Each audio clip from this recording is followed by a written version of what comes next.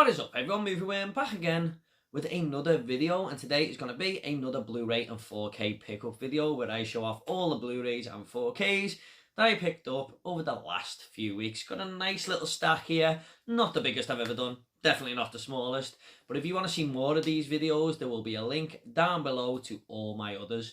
So we've got about 4Ks here, the rest are on Blu-ray. But there's some nice little additions in here as well for the Blu-rays. But the first one up is the best edition I picked up this month, and this is a 4K of Singing in the Rain, or Singing in the Rain should I say.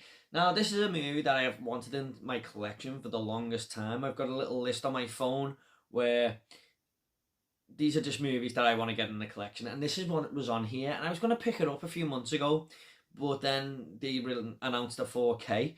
And then when I went to HMV and just seeing it sitting there, I just went, yeah, thank you very much, and grabbed it. Now, I'm not going to open this because there's unboxings online and everything, but this is, I think it's a HMV edition, big box edition. This is one of the best editions I own on any of my movies. There's so much inside. I have got an Instagram where I've shown the contents. If you want to see that, that will be down below, link in the description. But I will just show the different cover art that you get. So you got the umbrella on here with all the other umbrellas, and then you got, I'm guessing, the main character. It's a movie I've never seen, unfortunately. Now I know I said in my last pickup video that I weren't picking up, well, I was going to try not to pick up too many movies that I haven't seen because I've got a big unwatched movie list. Sometimes you just can't help yourself, can you? And I wanted to get this before it went out to print, and just has the single edition if you like. But I fell victim to this again because there are some more movies here that I haven't seen. I think I've seen about half this stack. But I've always been intrigued by this film. I'm not the biggest musical fan, but the fact that it's very, very high on the IMDb top 250 list, and people say it's one of the best movies of all time, I feel like I've got to watch it. And to be honest, musicals have been growing on me lately, so let's hope this is a good film. I'm sure it will be. But I always get reminded of the movie Clockwork Orange when I hear about this film. In fact, I've got a Clockwork Orange t-shirt on here. Coincidentally, I didn't realise that. But yeah, I always get reminded of this film from that movie because obviously Alex and his droogs sing it when they're abusing the woman and the man in the house. But yeah, looking forward to checking this one out. Hopefully I'll get around to that soon. Next up is another movie that is supposedly one of the greatest films of all time, and I think it did come in a big box edition like that. But this is just the 4K, and it was in the 2 for $25 deal, and that is Citizen Kane. Now, I have never seen this movie. I've done a top 10 films I've never seen before, and this was in it. Apparently, it's absolutely brilliant. Missed out on the David Fincher movie that came out a couple of years ago because I hadn't seen this, and I kind of wanted to watch this first. But I just seen it on 4K in this deal for 2 for $25 and HMV, and I just couldn't pass it up. I thought, here's my chance now to grab Citizen Kane. So hopefully I will get round to this soon. Whether I'll like it or not, I do not know. It's weird when you go into these classics sometimes, isn't it? Sometimes you're underwhelmed. Sometimes you're like, oh yeah, now I see why that's one of the greatest films of all time. So looking forward to checking this one out, and Singing in the Rain. So two of the biggest classics ever, if you like. I'll just show this one first. It was second on the pile because this was the other one I got in the 2 for $25 deal on HMV. Some really good movies in there. One of them was Dune. I did pick that up and then put it back and got this instead. And that is The Suicide Squad. Really, really enjoyed this on the cinema last year. I think it's in like my top 15 movies of 2021. And I've seen like over 90 films. I just had such a good time with this. I love how brutal it was. James Gunn just having the time of his life directing this movie. So many great characters. Polka Dot Man, King Shark, of course. And I love the way Idris Elba is kind of there to keep everyone grounded, but he's a bit of a loon himself on the sly.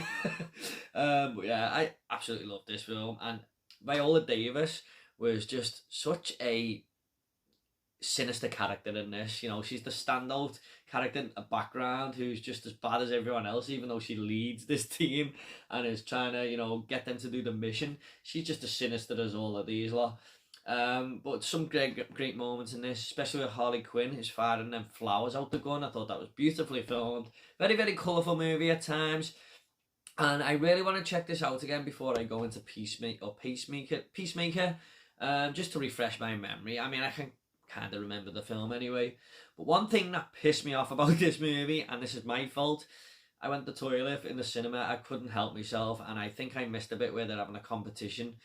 I think it's Idris Elba and Peacemaker who have this competition to see how many people they can kill. And I missed that part, and apparently it's one of the best parts of the movie, so I've got that to look forward to as well. Next up, we have Last Night in Soho, one of my favourite films from last year. I actually have this in my top 10. Blew me away, this movie from Edgar Wright. I look like my type of film anyway, because I had Anya Taylor-Joy in. There was a little bit of a horror element from the trailer. I liked the way it was all set in the 60s. Well, half the movie is. And I just like the whole look of it, really. And I thought that movie looks like it's going to be, for me, something original as well. Basically, this is about Thomasin McKenzie's character, who sort of feels a connection to Anya Taylor-Joy's character, who was, I think she was sort of staying in the same hotel where she is in the 60s there. And, you know, I don't want to say too much, but there's a connection, and she sort of sees how she was living her life back then. Matt Smith is great in this movie as well. Just a really, really good film. I mean, Edgar Wright really did direct this beautifully. Some really, really nice shots. I'm looking forward to watching this again, that's for sure. Yeah, one of my favourite films from 2021. Glad to own it on 4K. I just want to say a big shout out as well to James Millership.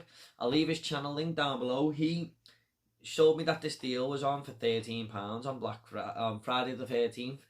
And with a bunch of new other horror films. And there's another movie in here, which I'll get to in a minute, that he also said was a great deal. So, James, thank you so much, mate. Link to his channel down below. Now, this next one is one of the ones I'm looking forward to talking about the most, because this film absolutely gripped me from start to finish when I watched it. And when 101 Films released it, I knew I was going to grab it at some point, and this came down a lot in price on Amazon, so I just went for it. And that is Snowtown.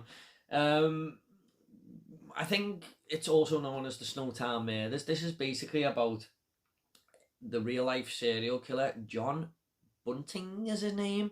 I think that might be his name. I'll just check really quickly.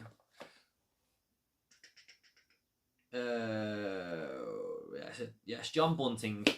Now, this has got a separate cover here, which I'll just show you really quick. So we got this one here, and this one. And this is a 101 Films edition. You get a nice booklet in there as well.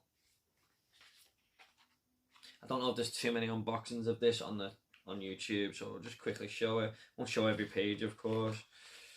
But yeah, just your usual little booklet. And there's a J card in this, but it's kind of not attached to the box, so it's just loose in there.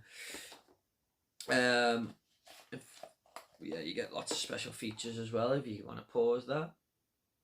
I really do like these 101 film editions. Anyway, more about the movie now. This is a really, really gripping, dark, true story, true crime about, like I said, John Bunting, the real-life serial killer. I think he's one of Australia's worst ever serial killers. He might be the worst. And he basically hates paedophiles and stuff, but he also hates gays and stuff, and he just goes around killing paedophiles and gays. But his new girlfriend has a son, this guy, and he tries to recruit him and help him and sort of forces him into it. This is a film by a director called Justin Kurzel, and he's just made a new one called Nitram, which I highly, highly recommend. That's about a guy who done a gun massacre in Australia. But what I think Justin Kurzel has a real talent for is directing these real gritty dramas, because they feel so realistic. You feel like you're there. And the best way I can describe this director is Shane Meadows, but in Australia, doing Australian movies with a much more darker side to him. It feels so real. And this neighbourhood these lot live in is just makes you feel very dirty. Like, I wanted to shower after I watched this film, but there is a moment in this movie about halfway through or 2/3 in. It was very, very difficult to watch for me, and I was just I'm not easily shocked or disturbed, but I was watching it going, fuck me, man, there's no need for that. Highly recommend this if you like dark true stories. I watched it on Shudder. I don't know if it's still on there, but if not, this is probably worth picking up. And definitely check out Justin Kurzel's other movie, Nitram, as well. I think that's being released in the UK in July. Whether it'll be theatres or not, or cinemas, sorry, I don't know. But it will be released at some point, but I highly recommend that. Next up is an absolute masterpiece in its own right. This is Ricky O, the story of Ricky. I spoke about this in my end of month vlog. But this film absolutely blew me away. I couldn't believe how much I loved it. I thought it was going to be a stupid little B movie, which it is in a way. That is just silly, and I'll forget about it after I watched it. The main reason I picked it up is because I used to type in most violent movies ever and stuff like that when I was a teenager, and this always used to pop up, and boy is this violent. There is some really serious blood in this movie. The best way I can describe this is if Mortal Kombat and Street Fighter merged together and went to a prison. That's kind of what it felt like. It's basically about this prison set in the future, and this crazy ass prison warden runs the prison, and he's got like these 4 guards who mind each wing, and Ricky has to take them all on. I can't recommend this movie enough, honestly. It is absolutely brilliant. And some people might think it's not, but for me, I just enjoyed every single second of this 90-minute runtime, and I highly recommend it. I mean, look at that. I mean, some guy's head's cut in half there, flying across the Blu-ray cover, and you got the warden there with the glass eye, and he's got a hook on his hand. Just give this a go. Trust me, this is from 88 Films. If you see it in HMV or something, don't think twice, just grab it. I'm so happy to own that, and I can't wait to watch it again. Maybe I'll review that one on the channel. Next up is a movie I've heard so much about. I've never seen it though, but I really, really want to give it a go after watching The Wailing. This is a Korean film, and this is called I Saw the Devil. And when I read what it was about and stuff, I just thought, that sounds like my type of film. I think this is about a serial killer who kills people in horrible ways and stuff like that. But he kills this private investigator's daughter or something, so the private investigator comes after him. I think that's what it's about, but I haven't seen it. However, when you go on Letterboxd and stuff, so many high ratings for this movie. I've heard so many people on Twitter talk about how good it is, and I just think you get something different from these Korean films. And like I said, The Wailing really impressed me. You just feel like there's something that US movies and even British movies can't give you. So I'm really, really looking forward to checking this out. This is very, very high on my watch list now. I know it's like 2.5, 3 hours nearly, but yeah, if it's a gripping crime, drama, thriller that I'm fully invested in, the longer the better for me. So really looking forward to that. Let me know what you guys think of that. This is another movie I haven't seen, but my friend James Lack, the movie bug, who most of you will know, recommended this film to me, and that is The Nice Guys. This is directed by Shane Black, I think, who done Iron Man 3, one of my favourite Marvel movies, definitely the funniest Marvel movie in my opinion. So I can't wait to check this out. And this is a buddy cop movie set in the 70s, I think. Buddy cop movies are always fun to me, especially if they've got good chemistry. You got two good actors in there, Russell Crowe and Ryan Gosling. So I think this could be up my street. I think when I was on a live stream with James as well, he said that someone asked, what's your most wanted sequel? And he said he'd love a sequel to this movie. So yeah, it looks like a fun time. It's got all the elements that I think I'll like. These two actors and Shane Black, of course, and the actual genre of a buddy cop movie. So looking forward to checking this one out. Next up is the other movie that James Millership recommended. This was, well, gave a good bargain for. This was £4 on Amazon, and it is for 2 movies, and that is Under Siege and Under Siege 2 Dark Territory. Now, I hadn't seen these films when I bought them, but I have watched both of them now. And I've got a little bit of a special attachment to Under Siege 2 already, because this is kind of the first film my son sat there and just was glued to the screen watching with me. He's only 8 months old, but I can't wait to watch lots of movies with him when he's a little bit older. But I sort of videoed it as well, and he's just like watching the screen as the credits come up with Steven Seagal. I'm like, I'm hoping he's into these action movies when he's older. But yeah, this is basically Die Hard on a boat and Die Hard on a train, and I enjoy both of these movies pretty much the same. I mean, a lot of people think the first one is better, but I don't know. I've always been fascinated by films on trains for some reason, but I did like both of them. about equally the same. And Steven Seagal, not too many movies I've seen by him, in all honesty, but I did really enjoy him in these films. I loved the villain in the second one. He was just so crazy, and he was just blowing things up for fun. But he was like this really clever guy who could just sort of end the world if he wanted. And it's got some actors in there that, you know, have come pretty big, like Tommy Lee Jones is in the first one. We've got Zed from Pulp Fiction. Peter Green, he's just a bad guy in every movie I see him in, isn't he? The Mask and stuff like that. But yeah, enjoyed these two. Happy to own this double pack. I don't usually like buying double packs, but when it's a sequel to the first film, I don't mind. But say it's something like, I don't know, say it's something like Demolition Man with The Specialist, just because it's got the same actor in. I'm sort of not really into that, but Under Siege 1 and 2 in the same pack will do me nicely. So yeah, very, very happy to own these two. Next up is one of my most rewatched DVDs, I'd say. So I upgraded it to Blu-ray. I didn't even know this was out on Blu-ray, but someone on the Big Paulie page, it might have been James actually again, pointed this out on Rare Waves, and it was going for really, really cheap. And Rare Waves do some movies that aren't released here, but you know, they work fine, and they're all in English. I think the title menus are. And that is The Waterboy, one of my favourite Adam Sandler films. It's either this or Happy Gilmore. I love both of them so much. But I've always wanted this in my collection, and when someone put it on the Big Paulie page on Facebook and I seen it, I just didn't hesitate. I grabbed it straight away. It does take about 2 weeks to get to your house from Waves, but in the end, you've got it forever, so it's definitely worth it. I love this movie. I think Adam Sandler's so funny in this, and the way he just like takes people out all the time, and you know, just they're all scared of him in the end after being mean to him. They realise how good he is as this tackler of the American football team, and everyone's sort of wary of him now. I love the bit where Captain Insano laughs at him when he asks him to be his water boy. The Big Show playing Captain Insano, and the tears are running out of his eyes. I always laugh at that part. But yeah, The Waterboy is such a great comedy. A comedy classic to me personally. So I'm very, very happy to have that in the collection.